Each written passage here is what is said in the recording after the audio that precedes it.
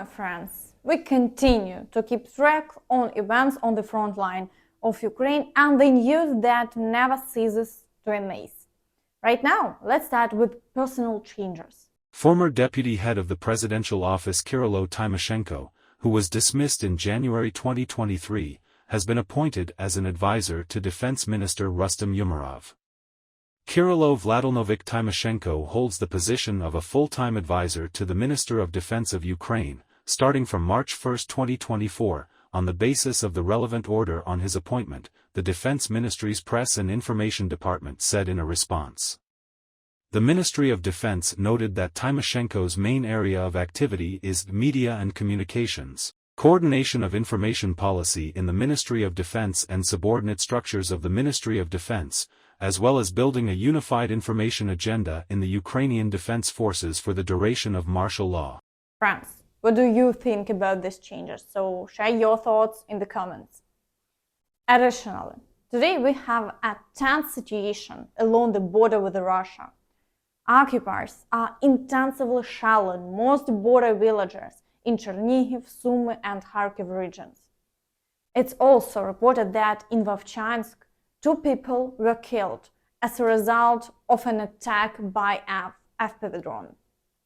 Now, let's move on to the situation along the front line, starting with the Kupiansk direction.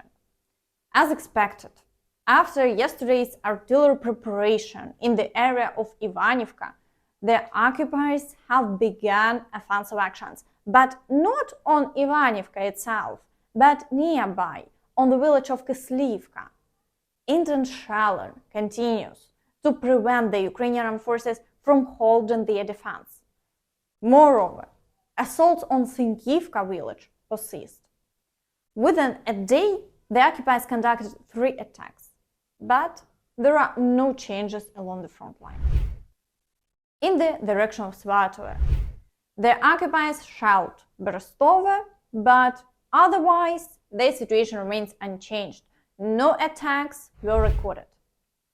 In the direction of Kreminna, the occupiers relentlessly assault the positions of the Ukrainian armed forces near the village of Terne. Attacks have been ongoing here for almost a month, yet the Russians have achieved no success.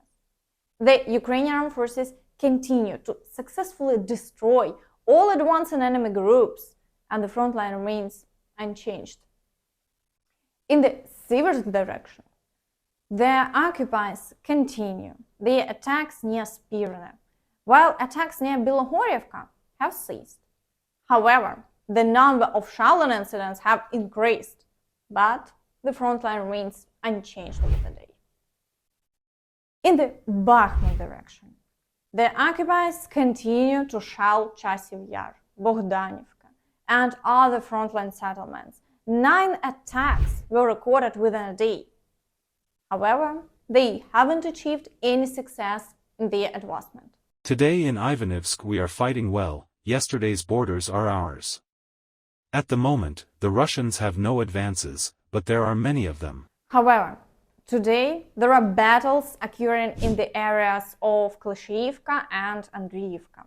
In the north of Klishchiivka, minus tanks, infantry fighting vehicles and infantry. The enemy continues to attempt offensive actions. Yesterday they were pushed back a little in Ivanivsk. The situation is dynamic and complex.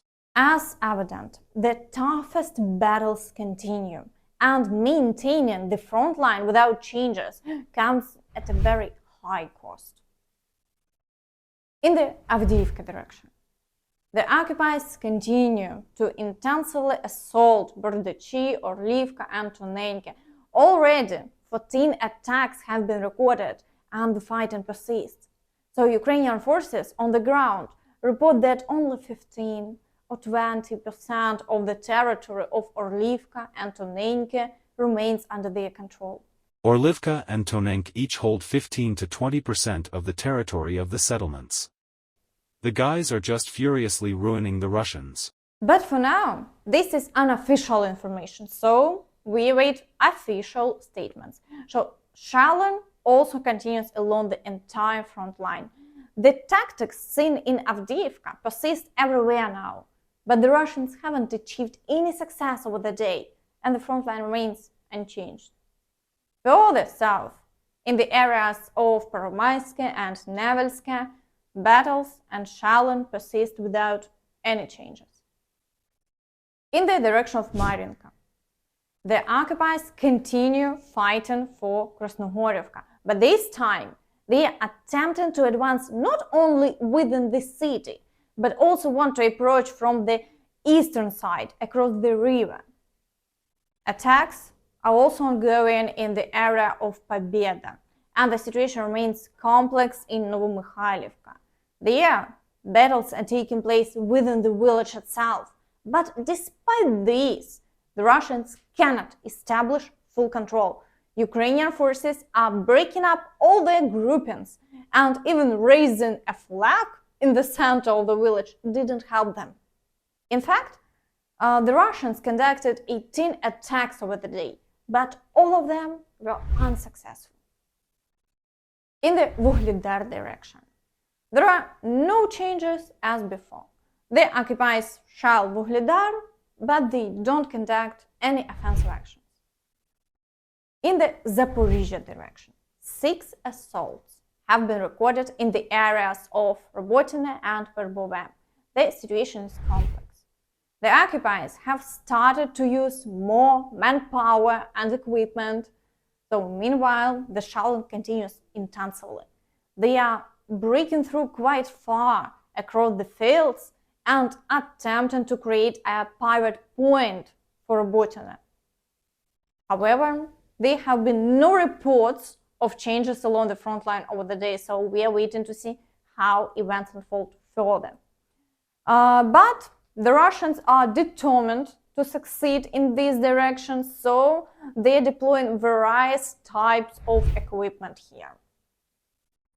In the Kherson direction, the number of shelling incidents on the right bank has increased. It's also reported that one person was killed in the village of Shiroka Balka as a result of a mine explosion. Additionally, there was an explosion reported yesterday evening in the occupied territory in the Kakhovka district. So details are currently unavailable. The situation remains unchanged in the village of Krinke. The occupiers have temporarily ceased assaults but continue shelling as before. Meanwhile, Erdogan has proposed to Zelenskyi to hold a peaceful summit involving Russia. Mart 2022'de İstanbul'da kurduğumuz müzakere masasının yanından geçebilecek nitelikte diplomatik bir adım atılamadı. Başından beri savaşın müzakereler temelinde sonlandırılması için elimizden gelen katkıyı verdik, veriyoruz. Rusya'nın da dahil olacağı bir barış zirvesine ev sahipliği yapmaya da hazırız. İstişarelerimizde ihraç koridorları ve seyr-ü sefer emniyeti gibi Karadeniz'in istikrarını ilgilendiren meseleler hakkında da görüş alışverişinde bulunduk. Biliyorsunuz Karadeniz girişimi 33 milyon tona yakın tahılın ihtiyaç sahiplerine ulaşmasına imkan vererek küresel bir gıda krizinin önüne geçmişti. O anlaşma da yine bu salonda yapılmıştı. Taraflar arasında yeni bir mutabakat sağlanması için bir niyet ortaya konulduğu takdirde daha önce olduğu gibi elimizden gelen desteği vermeye hazırız. Önümüzdeki dönemde Ukrayna'nın Zelensky responded accordingly. Що стосується самого формату інаугураційного саміту, ми не бачимо представників Росії на цьому саміті. Ми не бачимо, яким чином може запрошувати людей, які все блокують, руйнують і вбивають. Ми хочемо отримати результат – справедливий мир і саме справедливий для України. Тому спочатку цивілізовані країни світу розроблять детальний план і будуть мати результат, а вже потім будуть залучати представників Росії, саме тих, хто готовий до справедливого миру. Friends, share your thoughts in the comments. Should negotiations be pursued in the current situation? Or should the war continue without any talks? So I'm eager to hear your opinion. Additionally, Ukraine and Turkey have signed an agreement to streamline trade between the countries. Also, a series of important documents have been signed at the level of the Minister of Defense, so details are not disclosed. And that's all from me. Don't forget to like this video, subscribe to the channel, and hit the notification bell to stay updated on all the latest news. Thank you for watching and see you next time. Bye bye.